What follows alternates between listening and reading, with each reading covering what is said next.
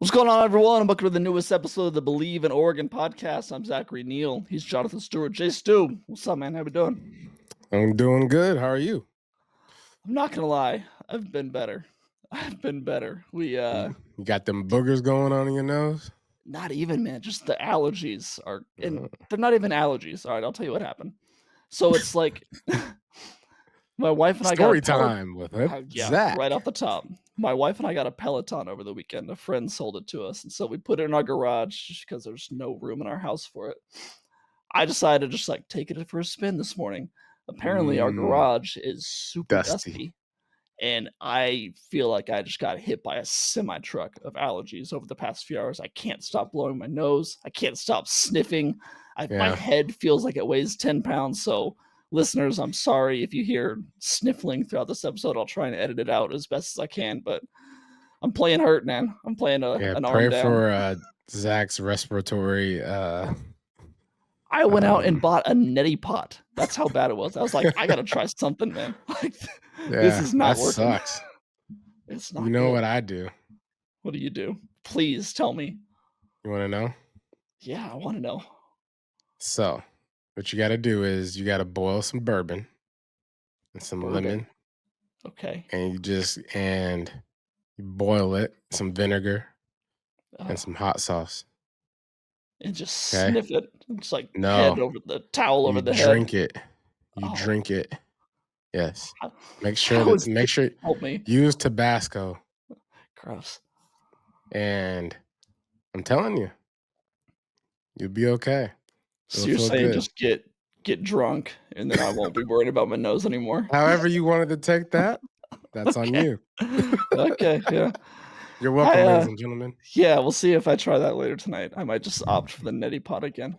Yeah. All right. Well, we were off last week, but we're gonna have a little bit of fun today. At this point in the off season, we're gonna go down memory road, down memory lane, I should say, and we're gonna draft our best and our favorite memories in Oregon football history. Before that, we've got a few things to touch on. Just some news that happened over the last week. So we're off last week. There's really not a ton because we're in the dead part of the offseason right now before things start to ramp up before spring football in a few weeks. This is technically old news at this point, but Oregon did hire a new wide receivers coach. Last week, it was reported that the Ducks were hiring Syracuse Orange receiver coach Ross Douglas. I'll admit this was not a name that I was familiar with when the announcement was made. I had that list of potential candidates, a long list of candidates. This guy was not on there. So, after doing some digging, I think this is a very impressive hire. It's classic Dan Lanning and who it is. Yeah. I mean, at the end of the day, I had no doubt in him. I knew what he was going to do. Yeah. And he's a connector, people. He delegates well. He is genuine. So people that he's gonna, have around him or having his Rolodex or whatever experiences he's had with people, it comes from a place of authenticity. So you can trust it, right? Because they're gonna be like-minded individuals. So I'm excited to see what transpires next year. Totally. And Especially with just the younger guys that we were mentioning before. Like it's time to develop. Man, mhm. we let's see if we can up this up a notch. And what's cool about that, new coach has no necessary ties to the players. Mhm. So everybody's actually going to get a fair look at all of this. It's very true. Hmm. Yeah, this hire kind of reminds me of, Rashad Samples or Alik Terry, or Chris Hampton, like a young guy. Like they're not getting an aged veteran in there with 20 years of experience. This is a young guy, really good at recruiting. Spent time at the NFL with the New England Patriots. Spent time at Syracuse, so he's coached defensive side of the ball and offensive side of the ball.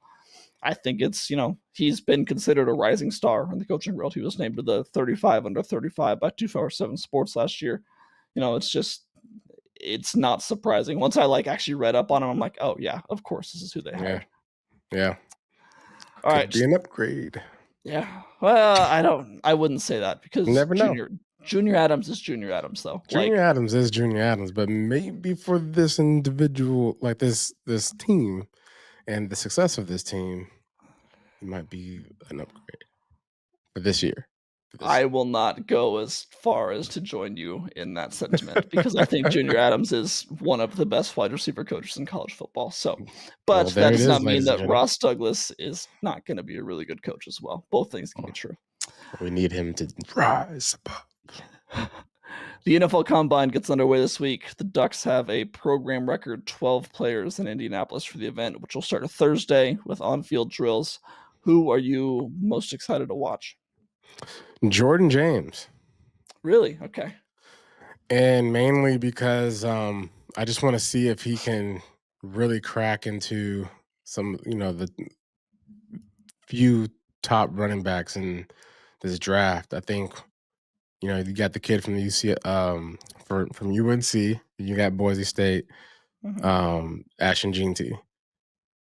Those to me might be a third, but those two to me are in a class of themselves by themselves, right? mhm, And then everybody else is kind of like, all right, the drop off is he's missing that, he's missing this, he's missing that, not the total package, right? So hopefully he can showcase some things, at the combine that makes the scouts say, "Wow," you know, I think he Be- needs to because yeah, he's been really overlooked in yeah. this it's a deep running back class, but I've seen a lot of lists that are like, "Oh, the top 10 running backs in the class." It's I'm like, not Jordan sold on James is not Iowa. on there. I'm not sold on Iowa's Yeah. running back. I forget what his name is, but I yes, can't I even. know who you're Yeah, talking about. but when you actually watch film and you like get a little bit more like you watch what you got to watch is you watch the film where they had bad games. Don't Mhm. watch the film of Yeah. what good Don't games watch they the had. highlights, yeah. Yeah, watch the games where he had a high of 8 yards. Mhm. You know what I'm saying? Like as far as longest run or something, Yeah. right? So um those are the games you really figure out what you're getting in a player. Mhm. So Yeah, looking at the combine, I think most excited to watch Tez Johnson just because what he did at the Senior Bowl, what he can do. The player who I think actually might prove himself the most and kind of up his stock the most, I really wanna see what Trayshawn Holden does. I think that he kinda got overlooked at Oregon a little bit just because of who his running mates were and just because he had Tez Johnson and Troy Franklin next to him all the time, even Evan Stewart this last year.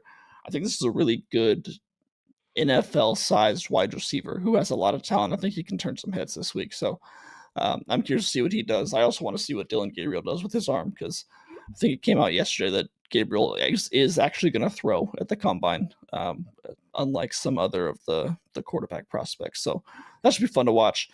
One last yeah. quick hitter. The construction on the new practice facility has started right next to Autzen Stadium, the new Moshovsky Center. They're calling it Mo 2.0, I think. It's massive. It's gonna be really expensive, and it should be, as with everything else that Oregon builds, state of the art. Have you seen some of, like, the renderings for this and what it's gonna look like? It's pretty incredible. I have not, but they called it's going to be called the Mo 2.0. I think that's what Oregon put out in a video on social media, like Mo Hey, I'm going 2.0. to the Mo 2.0. I don't know if That is everyone's gonna I, say that, but I think that's the official maybe we just call it M2. M2. That's actually better, yeah. We're going to M2. M2, Meet me okay. at M2. Where you got to go to work today? M2. What about M1? Are we guess that's still a Mo? Or are we calling it M1? Or maybe just yeah, maybe rephrase it and say M1 because even though it's a different Mo, it's still all in the same. What about Old Mo and Mo? Um Yeah, OM. I don't like that either. The old Let's Moshovsky ground. OMG. there you go. Okay, we got some there. OMG. So when you were playing, the Mo was relatively new. It was I think I looked it up. It was opened in Mhm. 1998. What was it like as a player to have that like cool state of the art stuff at your fingertips when you were there? Yeah, I mean, looking back, it was a it was cool. Like you were able to go in and like I remember we had to go to somewhere hot, Arizona. We played ASU and they were like prepping us for how hot it was going to be, so they turned the heat up Mhm. within the building. So like you're able to really emulate a lot of the conditions necessary for you to go on away games. And then the noise, they pump noise in those buildings and they get so loud. And so you are able to emulate, loud environments. And so that was back when I was, at Oregon, not a lot of people were doing that or Yeah, or had access to do that. And so um yeah, it's really cool just kind of being part of you know a school that is all about innovation. So yeah, yeah. It's a major selling point for sure. yeah, yeah. All right, let's get into this draft. I said up top we want to use this dead period in the offseason before spring football ramps up to have a bit of fun. Jay Stu and I have dug up our 10, quote unquote best moments, our favorite memories in Oregon football history, and we Hmm. are going to draft them back and forth. You ready to go down memory lane? Yeah. Since I already said mine, I'm just going to go ahead and say it, and I'll take the first pick, and we'll talk about it now. Marcus Mariota's Heisman season, him winning the Heisman Trophy, first player to ever do it at Oregon. Um, Kind of this entire season as a whole, the 2024 or 2014 season could be taken, but his Hmm. Heisman victory to me was just so special. First in program history, like I said, it couldn't have gone to a better person or player. I don't think either. I mean, his stats: 57 total touchdowns that year, 4 interceptions in that season alone, and just the legacy that he's left at Oregon. That's an easy number one pick for me. I think that's a good one. Okay. What is your first pick? My first pick will be the 2010 BCS National Championship game. So that Okay. and the reason why Controversial. and so the reason why, not because we won, because we didn't, but Correct. because I was in the pros. I was playing Mhm. with the Panthers, and being a Watching part your of that, future teammate. yeah, basically, um, watching that year football was interesting because that was a year that we were going after a quarterback, right? Mhm. And so obviously keeping track of Oregon football was going to be a thing, but it was even more so a thing because of our situation. So like Mhm. watching Cam Newton that year, um, and just who else was it? The Stanford kid, Andrew Toby Luck, Gerhart. Oh, Andrew Luck. Andrew Yeah, you love Luck, quarterbacks. um, and just kind of like, oh man, maybe one of those guys are going to be one of my teammates. And Mhm. so to your point, like it was it was influential, like Okay. into my fanship of actually becoming an Oregon Duck fan. And so because I was absolutely keeping up to date with what was going on that year. Well, it was really cool to see them on that stage too, because that was Hmm. like, I mean, that was the first time they'd played for a championship, I think ever, right? Yeah, Yeah, first championship ever. Um, and yeah, they were one of the last 2 teams standing, and they should have won that game. they should have won that game. Like, by Should all have won means, that game. should have won that game. So that was definitely a very cool moment. I don't know that I would put it in my favorite memories, maybe one of my least favorite memories, but one of the most influential for sure. Yeah, it was my favorite memory because it was dope. Like I got to meet Charles Barkley. Um, Were you at we the game? sat, yeah, we went to the Okay. game in Arizona, and just it was just a good time. So it has to be my favorite Yeah. because it's probably the closest thing for anyone feeling any type of happy about That's their sad. team losing. Yeah, I guess so. Mm, All right, my second pick is the pick. Kenny Wheaton's gonna score. Turned around, I think, the Oregon football program and just kind of turned it into a new era. Like in Christianity, you have like BC and AD, before Christ and after death. I feel like like at Oregon, you have before the pick and after the pick. Like I think hmm. that this is an easy top pick because it's still so legendary to this day. Like you can say to any Oregon fan like, "Oh, the pick," and they know exactly who you're talking about, what you're talking about, who they were playing, what happened. It's played before every Duck game at home. Yeah, that's it for me. Yeah. And then obviously for me, Marcus Mariota winning the Heisman. Just a amazing year Okay. by one of our own. And so All that's my right. So number we 2. gotta we gotta decide this. Are we allowed to pick things that other people have already picked? Because I didn't think we were doing that. That's not how a draft works. What do you mean? Oh, so we're supposed to take them off of the books. That's why I wanted you to get more than That's why 10 there's in ah. case All right, all right, all right, all this is a right, all draft. right. If I draft a player, you Dang can it. draft the same Ladies and player. gentlemen, all right. Apparently, This we makes need a to lot of communicate sense. more. Um, all right, so Kenny Wheaton. That'll What do you be my mean, Kenny second draft. Wheaton? I just So drafted him. oh well, fudge. That's my I just took the pick, man. Are you hopped up on allergy meds like me? no tired. But um dang, this is gonna be hard. Oh, so this is amazingly we've been doing this all wrong. I don't. I'm Okay. pretty loose All right, version so of me. you picked Marcus, I picked Mariota and the pick as my first and then two. I picked The the BCS title championship game, game. which we lost. Okay. Um Rose Bowl victory, Which one? 2012. 2012. Okay, 2012. good pick. That was high on my list. Okay, this makes a lot more sense now, ladies and gentlemen. Were you at that game?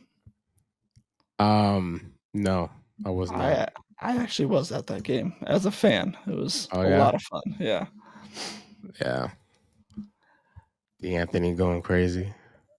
Yeah, and just the, 45-38 win over Russell Wilson, who I personally Mm-hmm. cannot stand just because of his time as a Seahawk and then later his time as a Denver Bronco was Yeah, brutal, brutal, brutal. that was bad to watch. But I mean, you could pull a handful of like singular moments from this game, like Dat's record day. I mean, Kiko Mm-hmm. Alonso's interception, Michael Clay's fumble recovery, Chip Kelly jumping up like a madman on the sideline after that fumble recovery. All of it Yeah. was incredible. So yeah, I think this is a good pick. Um, all right, so we are going to alter this game and we're gonna go 5 rounds because Okay. 10 rounds is incredibly crazy. I think How would this you is even let me do this? I think we just need to learn how to communicate a little bit All better. right. So Because so far, let's go through it. First round, you have Mario Heisman, Marcus, and I have the uh 2010 the BCS National 2010. Championship game. Yeah, that we lost. Yeah, Uh, two, you have the Kenny pick. Wheaton, and then I have the Rose Bowl. Correct. The 2012 Okay. Rose Bowl. Yep. 22. Yeah. Okay. All right. So now round 3. Round 3. All right, now I had so many things on my list. Now that we're going 5 rounds, I gotta cut it down a little bit. Um, this is gonna be a very singular moment, not a full day. You could take this full day. I'm gonna take the Jameis Winston fumble in the 2014 Rose Bowl that, Tony Washington picked up, took it for a touchdown on the other end. This was just if we're talking about like singular moments in program history, I think this has to be up there because Yeah. I wrote it down. Oregon was up 39-20 late in the third quarter. Winston was trying to make anything happen. I believe he was the reigning Heisman and the reigning national championship at that point, or national championship of that. Jesus, Yeah. national champion He, at that point. yeah. He He pump came in fakes, there. slips, He looked like fumbles. he was playing football on straight glass the whole Yeah, time. Like oh, yeah. he's like Bambi out there. He looked, and it's a gift that lives on today. I mean, Oregon fans use that all the time. Tony Washington picked it up, took it for a touchdown, and made it 46-20, and virtually ended the game, clinching a trip to the national championship for the Ducks. So, yeah, I think that one play was a lot of fun to watch. Yeah. It's a good one. Okay, your next one. Joey Harrington, Billboard. Joey Heisman. Joey Heisman. Yeah, I love Um, it. I think that was just that should be. I think just in the timeline of history, obviously that's all probably got to be talked about every time you talk about Oregon. It's true. Um, Not a lot of people knew where Oregon was or what Oregon was Mhm, until they saw that poster hanging up in the middle of the city. So, um, yeah, the Heisman candidate. I remember the jerseys back then. I used to have an Ontario Smith poster in my bedroom, okay. um, and someone gave it to me, and it never really registered with me that, oh, I'm an Oregon fan, or maybe I just like Mhm, their jerseys. Oh, that's a cool thing that they got going on over there. But mhm. seeing them play that year and seeing Joey, it obviously had sparked something in my brain to think about Oregon. So Yeah. yeah. I think that kinda helped put Oregon kinda put them on the map a little bit. Like, it's Hmm. like, "Oh, who is this team out that team out west? Who's that That's team out who west? is that team out Oh, west?" you want to know who they are? Yeah, that's a good one. Alright. Man, I'm struggling now. I just have so many things to pick from. I am going to go with I'm gonna go with the Kalen Clay fumble against Utah in 2014. Do you remember this? When the Utah Mm-mm. player dropped it before crossing the goal line? Oh yeah, Yeah, that moment. yeah. That was I mean, I didn't. I don't want to classify that as the best moment because that was just bad. That was bad football. it was great football by Oregon, though. I mean, so Yes.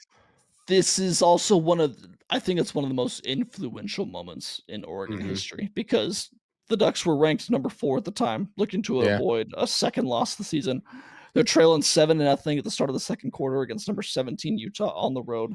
Kalen Clay takes a post 79 yards for a touchdown, and he drops the ball just as he crosses the goal line at the 1-yard line.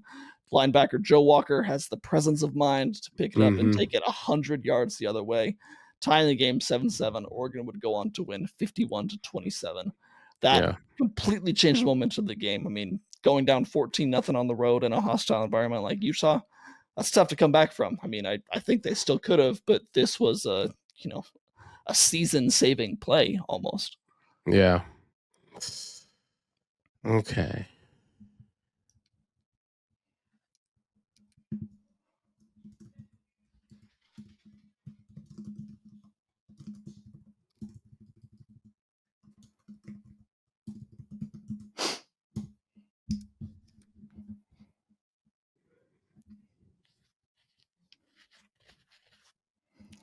Should I send you my list? No. Because I'm thinking about like personal. I'm trying to not mix personal experiences so much with like actual history of a draft. Mhm. You know, because I have a lot of personal favorites. There's 2 on my list that you were personally involved in.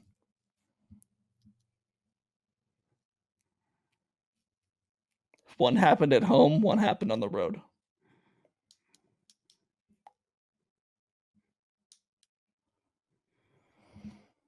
Yeah, I know, but like, is it really? What do you mean, It's is like it so. really? All right, so yeah, beating Michigan Okay, would be my next one. okay. What was that, '07, right? Yeah, I had 07 that on my 08. list. The fake Statue of Liberty was on my Yeah. list. Um. Yeah, that would be a good game to put on there. Mhm. And yeah, the moment where Dennis faked to me and did it so well that I actually thought I had the ball and I carried out a really good Yeah, fake. yeah. um. Yeah, my man just galloped into the end zone. I mean, you guys were up 18-7 at that point, late in the 3rd Hmm. quarter. Fake Statue of Liberty fools the entire city of Ann Arbor. Like you said, fooled you as well. Trots in Hmm. for the score, make it 25-7. you guys went on to win 39-7 in one of the, at that time, probably one of the biggest road wins in program history. Still is to this day, I Hmm. bet. Yeah. All right. Let me write that down real quick. Excuse me. Mm. All right. My last one. This is tough. I think for moments that still resonate with me, and then I can go find a clip online. It's actually not a play, but it's something that in my career, I think has been very inspirational. I'm taking the Civil War victory to clinch the first championship appearance in 2010. And I'm taking it specifically for Jerry Allen's call after the game, which I'm actually going to play here in the podcast. Basically, if you have seen the YouTube clip or remember it from that game, Jerry just like starts crying on the call afterwards. He gets so emotional that Oregon is going to the championship game for the first time in program history. The fact that they did it against Oregon State in Corvallis, I mean, that was, we already talked about with your first pick, the 2010 BCS championship Hmm. game. So incredible just to kind of put them on that map and make it so that, they were here. This is, they were getting to the mountaintop. They didn't win the game, of course, but they established themselves as that program. So just personally, that moment for me and that call from Jerry Allen, I think is going to stand the test of time. That always resonates with me. Yeah. So is this my last one, or this Your is last mine? one, yeah. Yeah. Man, I'm to go recent history. Okay, Um, the Big Ten championship. okay, that was on my list too. Um, we did exactly what we said we were, seeking out to do, Hmm. which was let everybody know who Oregon was, and we did it in almost the most perfect way possible. Um, one lost season, Big Hmm. Ten champs. And the game that got you out of it was a game that would change a lot of rules in years to come. Yeah, hopefully, hopefully, yeah. But so yeah, I mean, Big Ten champs. to win the Big Ten in your first year as members of the conference, when you're, people are questioning whether or not you can actually hold up in this new league. It's not the Pac-12 anymore. Can you hold up with these big boys? Yeah, they'll go out and win the league in the first year. Hmm. Like Yeah, go do it the that first was pretty time. incredible. Yeah. Yeah. Unfortunately, I feel like this win, just being honest, has kind of lost a little bit of its luster because of how the season ended. But still a very valuable moment in program history. Dan Lanning's first conference championship win in his career, in his coaching career. So, yeah, I think that's a really good one. Yeah. Um, Do you have any honorable mentions? I've got a handful. honorable mentions. Oh yeah. Things that you did not get drafted that you think should be mentioned as favorite moments. Favorite moments. Um, I would say the moment Chip Kelly arrived at the University of Oregon. Okay. Um, if it wasn't for his influence, like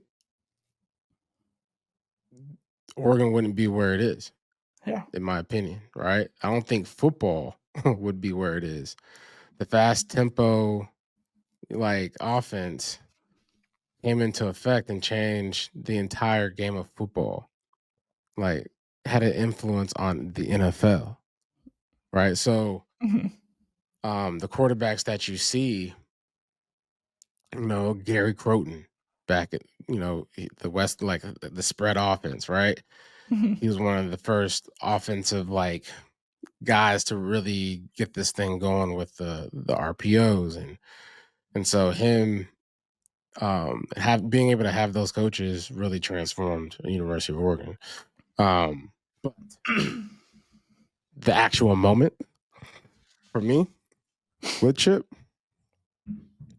is he said after a practice, he said, "Man, we I promise you the games will feel much easier because of the way we practice, Mhm. right? And that was the first time that it resonated with me, like the actual meaning behind being the most conditioned, right? Mhm. It's not being the strongest, it's being the most conditioned mentally and physically. And I remember him saying that, but then also hearing him say that after a game. It might have been the USC game at home. He said, "Well, I told you that we would. I told you that we would outrun them." Like Yeah. so, it was just like I look at how Dan Lanning is this year with like instilling this belief system in the players. Like, hey, I told you that they'll be leaving the stadium. Mhm. Trust me, right? Yeah. And so, like, that was the moment for me there. I was like, oh, I trust this guy. Yeah, He, totally. he, he has a plan. Honorable mentions for me, one that you were actually a part of. I had the Oklahoma onside kick on there, Mm-hmm. which was just I like went back just for my research for this, went back and looked at the highlights for that game. Yeah. Incredible game. Adrian Peterson rushed for I think like 145 yards in the fourth quarter alone. It's just Mm-hmm.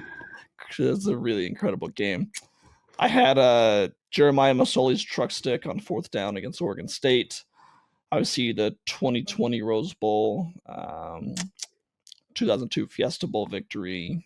I also had the 2021 Ohio State victory on there because that Mm-hmm. they went and lost a couple weeks later, so it didn't really matter too much. But another one of those like program defining wins on the road. Yeah. Do you Any remember other?